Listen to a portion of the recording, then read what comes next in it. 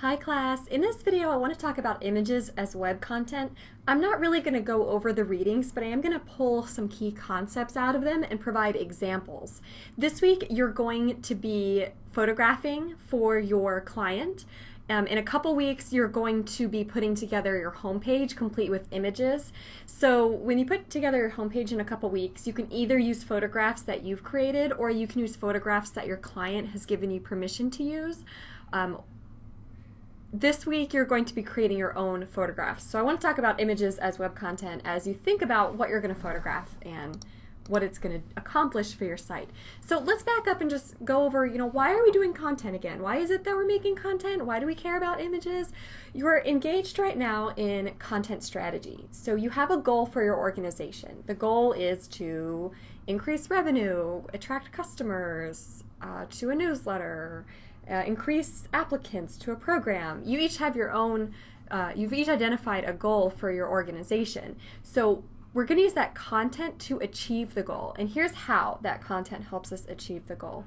It gives us an opportunity to tell our brand story and promote our brand personality. What this does is it also helps us give information that our buyers want and can help us message to our buyers. So the end result here is that we promote a relationship with our buyers. We have buyers, we want them to do something, potential buyers. We want them to do something. We want them to give us money. We want them to sign up. We want them to apply. We want them to follow us on Facebook. Whatever it is, we want something from them. And so we're going to use content to form a relationship with them so we can ask for those things we want and hopefully get more from them in the future. So we're going to use content to tell our story, to promote our personality, to give buyers information that they want, information that is helpful and useful to them, provide messages that tell them why they should in return give us what we want, and really form that relationship. So content has several goals, but really it accomplishes our client goal. We're going to use it to try to accomplish that client goal. If we want to make more in donations, we're going to create content that gets people interested in donations, that answers their questions about donations, and eventually convinces them to give us their donations. So how do images fit into this environment of content on our website? You're creating a site, you're stuffing it with content that provides information for your buyers. How do images fit in? Well, images can help tell the story and show that the story is real. Images can set the personality and meet buyers' information needs, which is really a key aspect of photos online. You read from Jacob Nielsen a study on what people look at online in terms of photos, and so you know from that research they do not look at photos that do not carry information. So photos that carry information the buyers want are key. Let's look at a few examples. Let's look at story. And some of these images are going to come from websites, some are going to come from Instagram.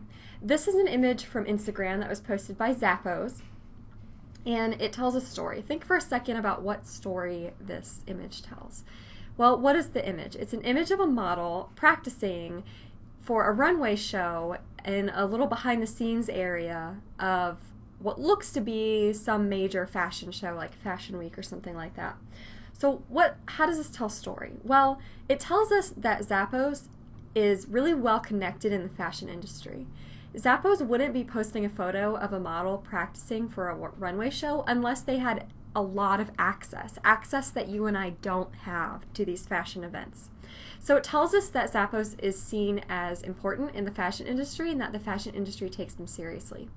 It also tells us that Zappos gets fashion and that they're interested in it, just like we are. I mean, I'm not, but I'm not the buyer for Zappos. So this picture tells us Zappos is there. They get fashion, they're interested in it, they go to these events just like you wish you could, right? They're tapped into the fashion industry. So the story that emerges here is that Zappos isn't just a website where you buy shoes. It's an organization that promotes fashion, that is interested in fashion, that wants to help you understand fashion and buy what's fashionable for you. So it gives us the story that Zappos gets fashion. Zappos is involved in fashion. Now what about this image? This is an image from the Best Friends Society's website. Best Friends Society is a rescue organization. What do we learn from this picture? Well, it tells a story. We have people and we have animals, and they're sort of interacting with each other a little bit. So this picture tells us the story of Best Friends. It's obviously an organization related to animal rescue. If you look at this picture, it's abundantly clear. You have multiple dogs, you have this sort of environment where you see all these leashes, you see all of these blankets, you see cages. It's obviously some kind of dog rescue type organization, and you see people who are involved in it. So this tells you not just that Best Friends is an organization that rescues animals, but an organization that has a volunteer base and that socializes these animals. So you get the image here that they really care about these animals.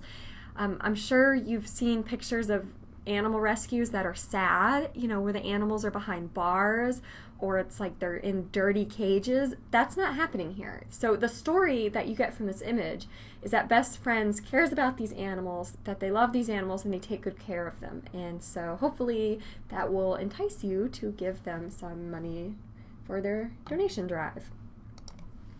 Let's move on to personality. How can you show the personality? Now, generally, pictures of buildings and things are not very interesting, but they can be used cleverly to show personality. So this is just one image in an Instagram feed for Sigma Kappa sorority. And you can see this is the sorority house for the University of Georgia chapter. And if this doesn't tell you the personality of Sigma Kappa, I don't know what does. This building is beautiful. It's landscaped very well. It's very well taken care of. It's classy.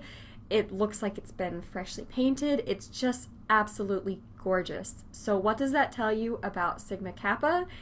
That they are well maintained, that they, you know, are a classy organization, that they're sophisticated. I mean, this is a sophisticated building. This is not some 100-year-old farmhouse with a bunch of bunk beds thrown in it. This tells you something about the personality of Sigma Kappa, and it's all positive.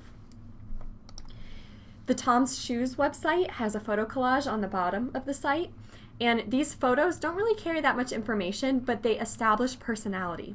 So you have a guy on a bike and he's smiling, you've got someone holding a Tom's flag, you've got kids playing in a field, you've got someone with shoes on over a beautiful blue lagoon, you've got a group of friends, you've got this chalk message, keep smiling.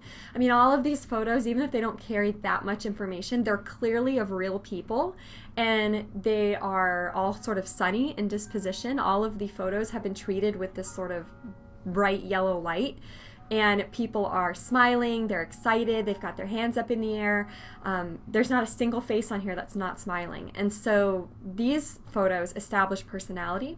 Now, because they don't really carry information, they're not prominent. You notice that they're just being used as a background, and it's because they establish personality, but they don't really tell you anything about Toms. You don't know who any of these people are.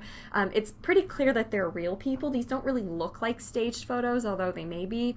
They don't look like it. But because they express personality but not much else, they're sort of relegated to the background. Let's talk about information. The key purpose of photos on your website should be to convey information. Here's a picture of investors for Charity Water. If you go to Charity Water About Us, you'll find this on their page. Why do we have pictures of the investors? Well, seeing pictures of them provides some information. If you just saw angel investors and saw their names in this description of paragraph text, you might not really care, but when you actually see the people who are investing in Charity Water, you get some information and the brand personality is sort of expressed. These people look cool, right? They're not 100-year-old billionaires who are giving their coal mining fortune to Charity Water, right? They look like cool people, people who are into the sort of things you're into. They're young, they're hip. If they're donating to Charity Water, it tells you something about Charity Water. It sends a message about Charity Water. You know, it's the cool, hip place to work with. Now, we'll get to this slide in a second. Whatever you're focusing on, you know, if your organization is about people, show people. If your organization is about charity, show the charity. If your organization is about products, show the products. So this is the website of a company called Oculus VR, and they make these virtual reality headsets. They just released the newest version of their headset. This is actually a really interesting company. Virtual reality hasn't taken off really in mainstream gaming or mainstream uses, and a lot of it has to do with the expense of virtual reality technologies, hardware. Oculus VR makes a virtual reality headset that you can buy for $300, so it's extremely cheap and affordable. I mean, Kinects cost half of that. So they recently released their newest version of the product, and so they put a picture on their homepage. Here it is. Here's the product we just made. You can buy it now. This is the picture they put up the day it was announced. Why? Well, because that's the information the buyer wants. If the buyer hears, oh, you can buy a newer version, it's HD and it's better than the old one, that's what they want to see. They want to see that version. They don't want to see a picture of smiling kids, you know, holding this in their hand, giving a thumbs up. They want to see the product. They want to see, you know, we just announced this. What is it? What does it look like? What does it do? So here it is. This website is giving the information the buyer wants. Now here's kind of a negative example. Here's a photograph from the Pepsi Instagram. This photo doesn't really do anything. It doesn't tell a story. What's the story here? That someone poured Pepsi into a glass? What's the personality? Well, it's really a boring picture. It's beige desk, black background. So personality, I don't know, seems kind of boring, like a boring personality. What information are you getting here? You're really not getting any information. You've seen a Pepsi can before. Everyone has seen a Pepsi can before. So this is an example of sort of what not to do. This photograph doesn't provide information, it doesn't show personality, and it doesn't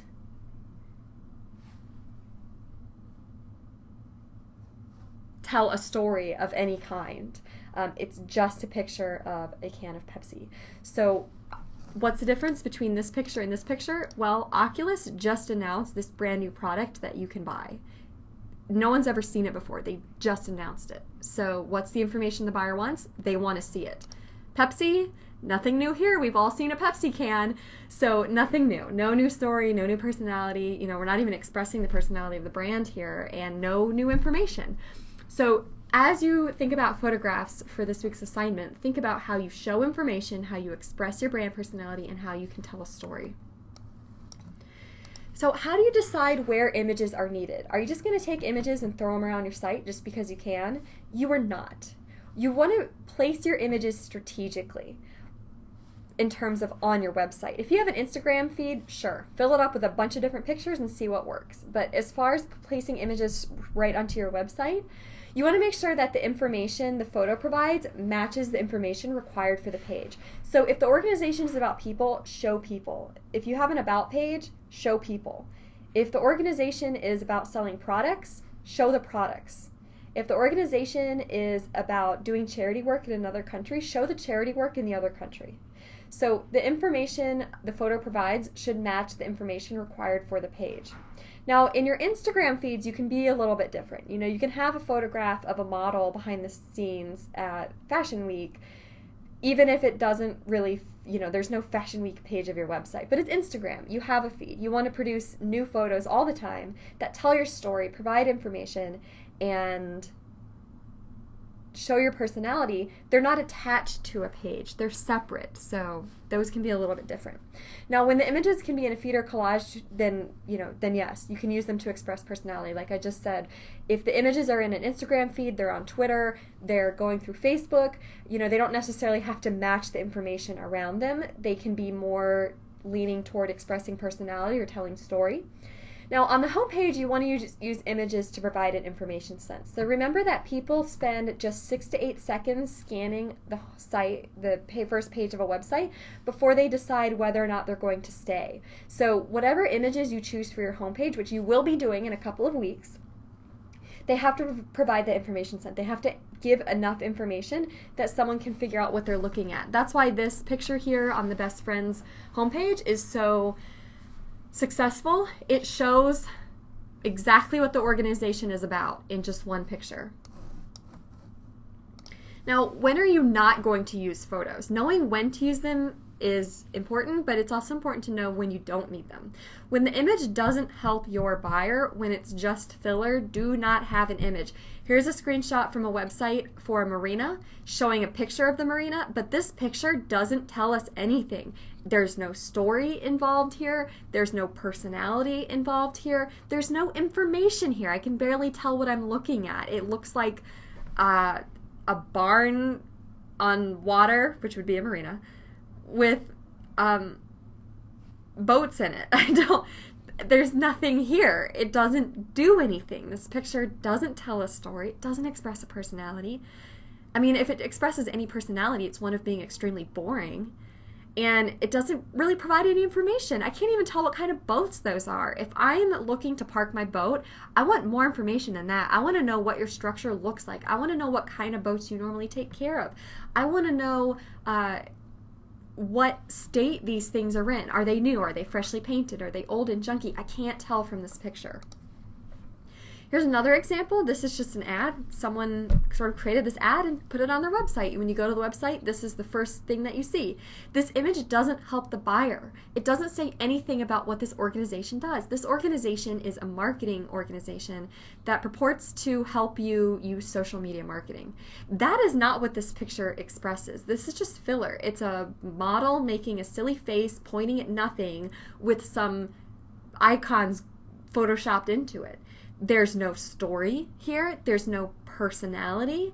There's no information. I don't learn anything from this. So if I'm the buyer, here's what I want to know about a marketing firm. First of all, do you get the job done? Second of all, how much do you cost? This photo doesn't give me any of that information. It doesn't tell me who this organization is. It doesn't tell me what they do. It doesn't tell me anything about their values. It doesn't tell me anything about their processes. I get nothing from this picture. And last but not least, not to knock on Ball State, but Ball State has a website with lots of pictures kind of thrown all over. This picture doesn't help anybody. This is a page called Why Study at Ball State. And it promises that Ball State is both big enough to provide lots of majors and diversity of majors, but small enough to give you hands-on educational opportunities. I don't know what a concrete flower pot has to do with that. This picture doesn't provide a story, it doesn't provide personality, and it doesn't provide any information. And not only does it not do those three things, but it doesn't even match in any way what I'm seeing on this page. This page is about why I should go to Ball State. Why would a picture of a concrete planter convince me to go to Ball State? It makes no sense. So just to review, as you work on your photos this week, here's what you're doing with your photos. You want to tell a story and show that the story is real. The photo should have real people. It should be of real things. You want to set the personality. So you can choose photographs that provide a personality look, look into the personality of your organization. And you want to meet buyers' information needs. So what do people want to know about? Provide information in the form of a photograph.